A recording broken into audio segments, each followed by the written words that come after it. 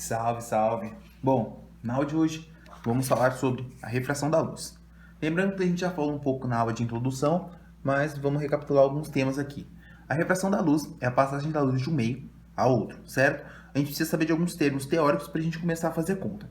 Você tem que saber que na refração ocorre em meios refringentes. O que são meios refringentes? É o meio que permite a passagem de luz. Eles são transparentes, isotrópicos e homogêneos. A gente já falou isso na aula de introdução, certo? Então é só para a gente relembrar. O que a gente tem aqui de fórmula? Eu tenho o índice de refração absoluto, que é o quê? É a razão entre a velocidade da luz no vácuo, C, dividido por V, que é a velocidade da luz no meio. Esse é o índice de refração. O que a gente precisa saber sobre o índice de refração? Cada superfície tem o seu índice de refração, certo? E aí, quanto maior for o índice de refração, menor a velocidade da luz no meio. O índice de refração da luz no vácuo é 1, certo?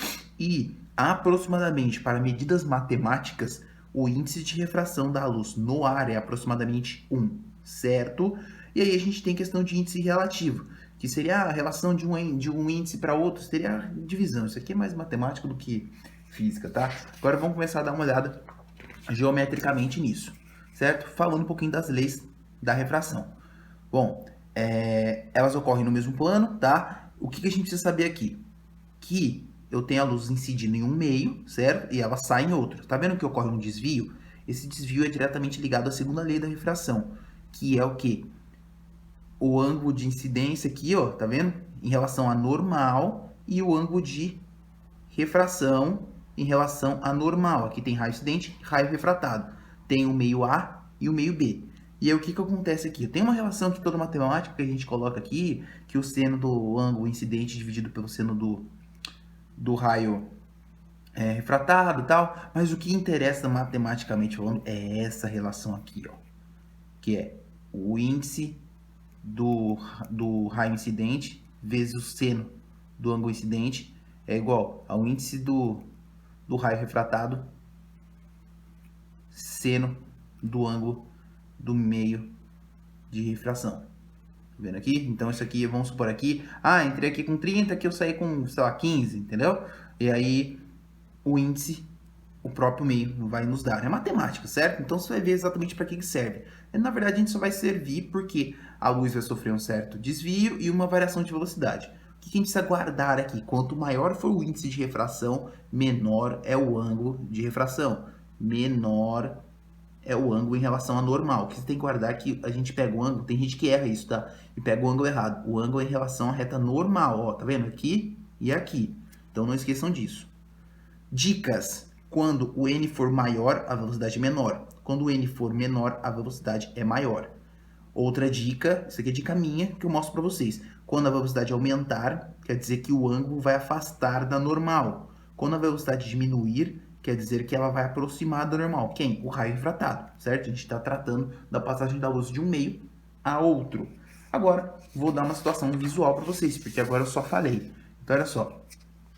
Quando o índice é menor, o índice de incidência é menor do que o índice de refração. Olha só o que acontece. Aproxima da normal quando o ângulo, ó, é maior, certo? Olha só, quando o índice é maior do lado de refração, olha a relação do ângulo, tá vendo?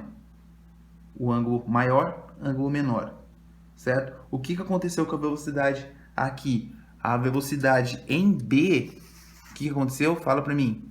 A velocidade em B caiu. Por quê? Porque o índice, o meio B, o índice de refração B é maior. Quanto maior o índice de refração, menor a velocidade, certo? E aqui é o contrário, tá vendo? Olha só.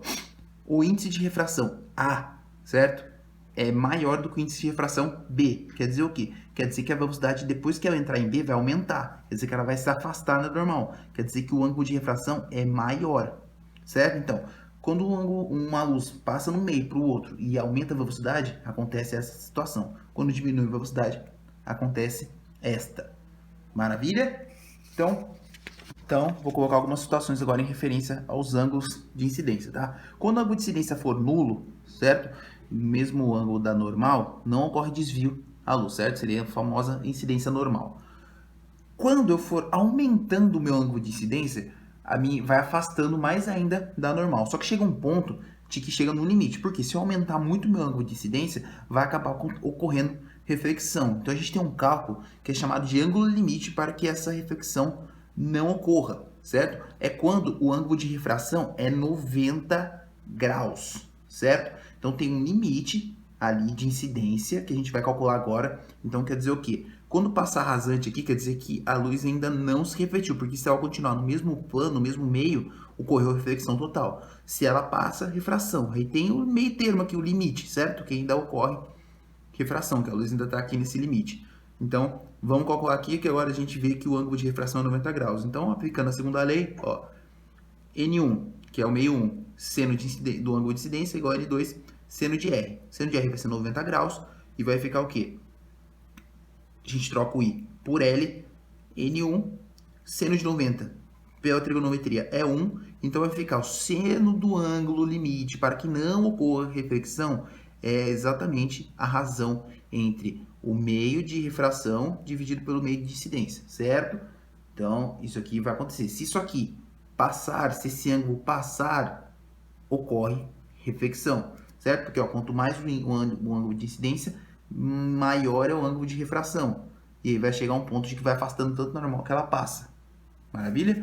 Então isso aqui é bom guardar, que pode ser que apareça. Agora a gente vai colocar alguns elementos que só aparecem na óptica, tá? Aqui nesse caso ocorre no cotidiano, mas alguns próximos você vai ver. O dióptro plano. O que é o dióptro plano na óptica, certo? É um sistema formado por dois meios refligentes separados por uma superfície plana. Nada mais é do que a gente olhar, aqui eu dei o exemplo, né? Água e ar na piscina. É a gente olhar para dentro da piscina.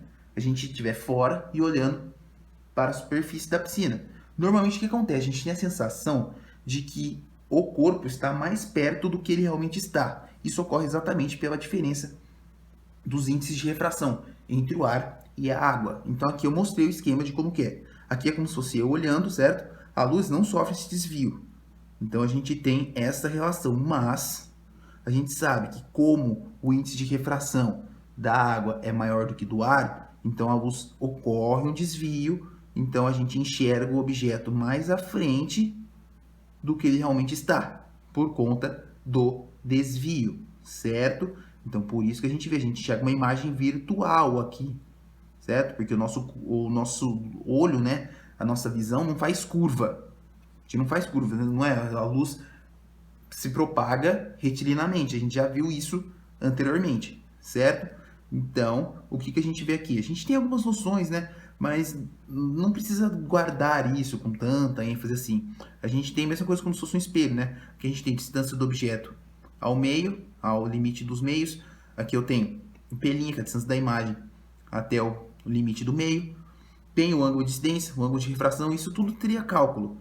A gente pode fazer essa relação aqui, proporcional entre a distância da imagem, pelinha, pela distância do objeto, pelo índice do ar e pelo da água, certo? Então guarda essa relação, que é mais fácil, mas é só uma questão teórica. A gente não vai trabalhar com isso com ênfase, a gente não vai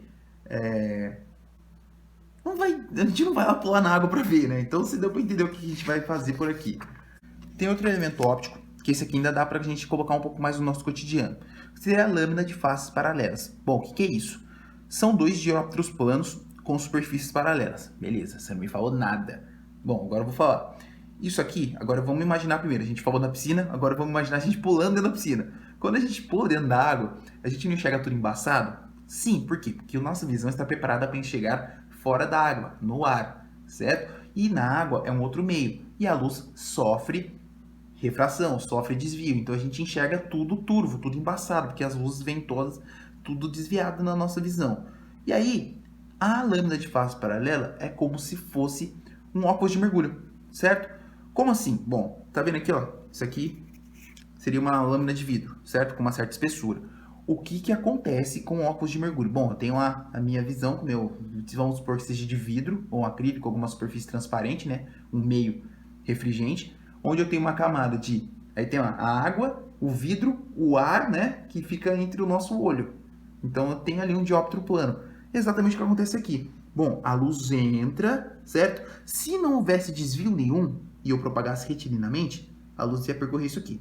Mas ela sofre um desvio quando passa pelo vidro, certo?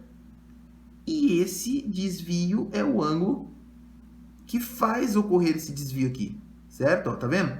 Essa é a diferença da luz que chegaria ao nosso olho. E exatamente o óculos de mergulho corrige esse deslocamento, esse desvio aqui, certo? Aí a luz percorre aqui dentro e sai depois normalmente. E aí a gente faz todo o cálculo aqui geométrico que vocês não precisam saber assim, eu vou ficar fazendo esse cálculo toda hora. Não, você vai decorar a fórmula, que é a fórmula do deslocamento, né? Seria o quê? A espessura da lâmina vezes o seno do ângulo do desvio, cosseno do raio refratado. Maravilha? Então, isso aqui é o cálculo de como a gente calcularia para fazer um óculos de mergulho. Mas daí na online a gente vai discutir um pouco mais sobre isso. Para finalizar, outro elemento também que vai ser quase nunca utilizado é o prisma. Bom, o que é o prisma aqui? É um elemento óptico que refrata a luz. Obviamente a gente está falando de refração. Pensa num prisma triangular, tá? De meios refringentes, né? Transparente, isotrópico, tudo bonitinho, onde a incidência e refração de luz. Então a luz entra nesse ponto aqui, sofre refração. Então a luz sofre desvio e saindo sofre mais um desvio. Mas se não houvesse esse desvio, a luz se propagaria retilindamente aqui, certo? E se eu propagasse esse ângulo de desvio aqui, esse cruzamento exatamente é o desvio, né? Porque a luz era para fazer esse caminho, só que ela fez esse e esse. Então esse aqui é o ângulo de desvio, o desvio total da luz, certo? E aí, tudo isso é proporcional ao ângulo de abertura do prisma. Então, a gente tem algumas fórmulas aqui que a gente pode analisar. A gente pode calcular o desvio total como a somatória desses dois ângulos aqui projetados, né? Tá vendo? A gente projetou aqui, né? E aqui, ó, o D1, D2, certo? Somatório desses dois ângulos, porque desviou aqui e desviou aqui. Então, esses são os dois ângulos. Como é que a gente sabe esses valores? Bom, é ângulo oposto pelo vértice, então é tudo um tratamento geométrico que não convém a gente ficar perdendo tanto tempo aqui, porque a gente não vai construir isso. Então, a ideia aqui é só aplicar valores de fórmula. Então, tem fórmula para desvio total. Ou D1 mais D2, ou esse ângulo de incidência aqui com esse ângulo daqui, certo? Menos o ângulo da abertura do prisma. Eu também tenho um desvio máximo, onde eu posso calcular aqui. Tem até a mais, tá? Tem fórmulas aqui a mais que a gente pode guardar. Nem é todas essas que a gente vai usar em apostila. Tantos exercícios lá. Que é esse ângulo de refração aqui com esse ângulo daqui. Tem também o cálculo do desvio, somando aqui o ângulo de incidência aqui com esse ângulo aqui, certo? Menos o ângulo da abertura do prisma. E também tem o desvio mínimo. O desvio mínimo é quando o ângulo de incidência vai ser o mesmo desse ângulo de saída daqui, certo? E quando o raio de refração, o ângulo de refração também vai ter esse mesmo valor aqui, que eu posso muito bem calcular agora como 2i menos o ângulo da abertura aqui, certo? Que é esse ângulo aqui, ó. Então, o ângulo mínimo seria quando for o dobro desse ângulo aqui menos esse ângulo daqui. Então, assim, você vê que se a gente for criar toda essa projeção aqui, porque a gente não tem, está com um prisma aí do bolso, vamos calcular. Não, são estudos separados, estudos peculiares. Então, isso aqui é só para mostrar os princípios da óptica geométrica, certo? Então, onde a gente trabalha mais? A gente não trabalha com prisma, a gente vai trabalhar com lente, que é um capítulo posterior, né? Aí que vai ter um pouco mais de a gente vai ter um pouco mais de cotidiano, né? O feeling ali de trabalhar. Então, fiquem tranquilos com isso aqui, guardem algumas formas, a gente vai conversar na online, e aí, por enquanto é só.